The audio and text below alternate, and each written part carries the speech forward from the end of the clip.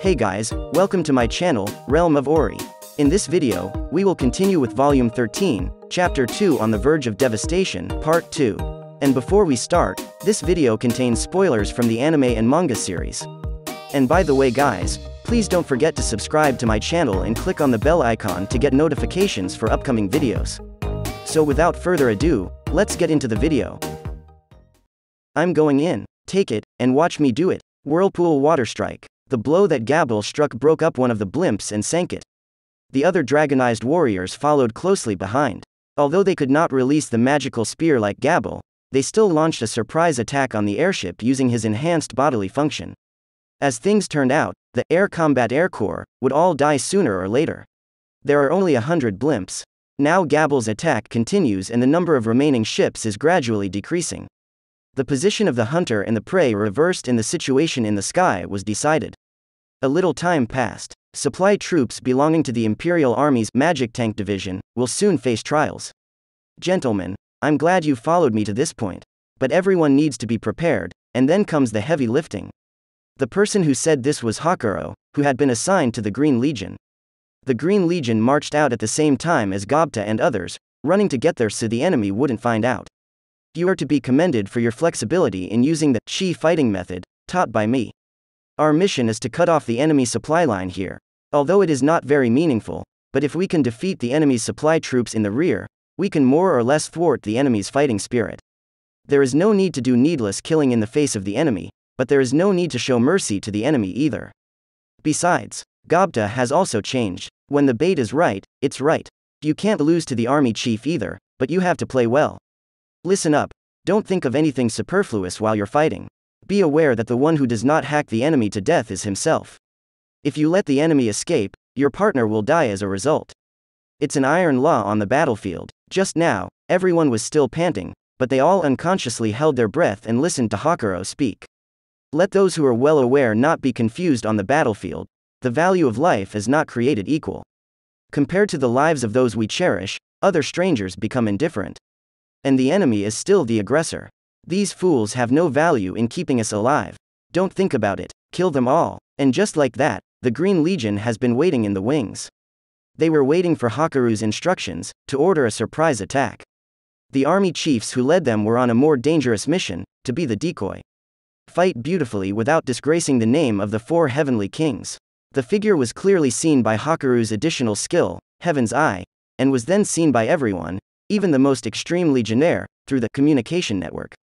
They are going to be scared. But beyond the fear, the regiment members were all taken from their gaze by the Wolf Rider army led by Gobta. It was their first time on the battlefield and they would have died if they had been consumed by fear. Though hopefully they'll more or less alleviate their fears, then the next. All we can do now is pray that the battle will be successful, and that everyone will be safe. Suddenly, through Benimaru's skill, Rimuru used his mind to talk to everyone. Just by hearing those words, the uneasiness in the hearts of the monsters disappeared. Immediately after, unspeakable excitement began to well up and the flesh gradually became hot as if it were burning. Get rid of the enemy as quickly as possible. Rimuru said so. No, he gave the order. This made Hakuro smile darkly. Looks like I'm overdoing it. You all heard me, right? Well, go ahead, everyone. There is no need to hold back any longer. Go to the battlefield and make the most of your strength. Long before the old man said those words, the legion of monsters then rushed out like a wave of fury. After that, 10 minutes passed. Some of the infantry, who were originally guarding the Empire's supply forces, fought against the horizontally lined up army of monstrous creatures. Yet the Green Legion was not half afraid. Even when exposed to gunfire, the scaled shields set in the front row are still useful. The Green Legion is equipped with the latest special level of defense. It is a scaly shield that Garm processed from the scales of Charybdis. A lead bullet can bounce at any time, and it has a special effect. Flying dragons fly from the sky. These are the elites of the Blue Corps led by Ultima. Spill blood all you want. After this beautiful cry, the whole earth exploded and caught fire. Seeing that the battle situation was more favorable to our side than what he had just worried about, Hakuro was somewhat relieved. Hi, Mr. Hakuro, can you hand them over to me for now? So it's Miss Ultima. It doesn't matter if I do it for a while. Yeah? Then I'll leave it to you. That's fine, but, well, what is it? It's nothing really. Just a question, is Ultima-sama close to Carrera-sama? Well, that's a bit of a concern, but since it's Mr. Hakuro, I'll let it go. The answer is simple, we're on super bad terms. Why do you ask? It's nothing, just a little interest. Lady Carrera has a subordinate named Agera who I want to ask if you know anything about him or not. This person is Araki Byakuya, the grandfather and master of Hakuro. That is why Hakuro became interested in Agera. Yet Agera, the party in question, looked as if he did not recognize Hakuro. Sorry. I'm not interested, so it's not clear. If you care so much, why don't you just ask him yourself? That's true. I'm sorry, I seem to have too many worries. Well, it's not good to think too much and worry too much. Still, that one's for later. What's more important now is combat. Otherwise, even Mr. Hakuro would have been scolded by Lord Rimuru. Then the rest is up to you. Leaving those words with a smile, Ultima flew into the sky again. Oh, my goodness. It seems that it was myself who was not cultivating enough. I'll have to make up for that as soon as possible. Immediately afterwards, Hakuro drew his sword. He turns into a swordsman and is ready to dominate the battlefield. The sight before his eyes stunned Major General Faraga. According to Imperial intelligence, it appears to be a rare race called the Dragon People. He had heard that the other side had what was called a human-type dragon's battle strength, but what he saw in front of him was simply worlds apart. Is that guy a monster? I'm not getting any information from the intelligence agency. No, not right. Those guys were transforming before my eyes. Could this be a change in the type of magical creature that Master had once written about in his book? What's going on? I'm so sorry. You mean, several times higher than an A rank? And completely resistant to magic, is that what it means? I don't want to admit it, but I can only speculate in this direction based on the current situation.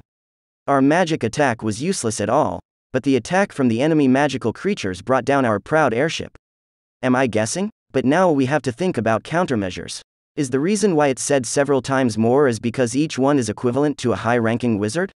A catastrophe? No, maybe it's as good as a catastrophe class, is that right? Yes, that's what the analyst side said. That's tricky. If the magic is useful, even an A-grade magical creature can be disposed of. And what rank are the individuals leading the team? The adjutant faltered as he looked at the report, but re-reported under Faraga's glare. And its contents shocked Faraga. 10 times more, you say? Is this true? It's true. It's not that the detector is malfunctioning, that's for sure. I've heard that one particular individual has 10 times more mana than the others. There's no information about the monster, not even the information given by the Intelligence Bureau. And he didn't participate in the martial arts tournament organized by the demon creature, so his fighting strength is unknown. Calm down, everyone. The enemy is magic. In that case, we win. No matter what opponent you face, it's fine as long as you do unleash the magicule disrupting radiation and seal their movements. The airships were secret weapons developed by the Empire to be used against Veldora. Major General Faraga, the irradiation is ready. But if this goes on, our personnel will be affected. So what? No, it's okay. In that case, let's get on with it. Mana disrupting the radiation, start irradiation. As a result, the blimps fell one after another, along with the draconians who were fighting them. The fallen blimp hit the ground hard and burst into flames. Looks like it's all gone. Then it's just that special individual. Even if magic doesn't work, there's no way they can survive the shock and the heat. Although the sacrifice was great, being able to pack 100 high-ranking monsters, such a price is already quite cheap. Don't be careless. It was a sacrifice for a companion, nothing to be proud of in a battle like this. And we haven't packed that individual away yet. Even that special individual that was equivalent to a demon lord level was blocked from moving. But his wings were still there, still lingering in the air. If only Gobta, the 4 heavenly kings, who cannot fly in the air, were left, we wouldn't have to work so hard. However, he's been so dislodged by the weapon that he can't move. As long as you keep irradiating at this pace, it won't be long before the flesh falls apart. No, I don't think so. The analyst class is observing, and they say the rate of reduction in magicule values for particular individuals is minimal. This is when he realized that the enemy's strength was on a different level than theirs. Doesn't that mean this guy's tougher than Gobta of the 4 heavenly kings? No, is that it? It was at this moment that a certain thought suddenly flashed through Faraga's mind. In fact, this particular individual must be their target, Veldora. So that's it, this guy is Veldora. This would explain why his mana values were abnormally high. I see, because his seal has just been lifted, he has become weak, so weak that he cannot maintain his dragon form. Weak? He's so powerful, but he's still weakening. Even those followers are comparable to dragons, so maybe they can find someone comparable to the high-ranking dragon clan. Indeed, with such great power, it is no wonder that the Pharmus army was exterminated. Major General Faraga has a point. That guy must be Veldora. Excuse me, Major General Faraga. But the name of the head of the dragon people is Gabiru. I'm telling you, that's a fake name. It was heard that Veldora was sealed and his strength declined along with it. I think it's to try to hide it as much as possible until his original combat power is restored.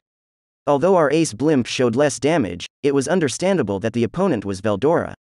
It's better to say lucky. Attention must be paid to the widespread attack that wiped out the Pharmus's army.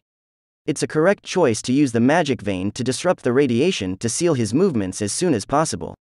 Veldora is trapped by the mana-disturbing radiation and the whole person can't move.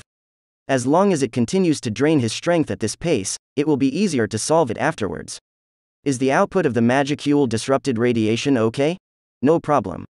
The output is down at 80%, which is pretty steady. How long will it take to get up to maximum output?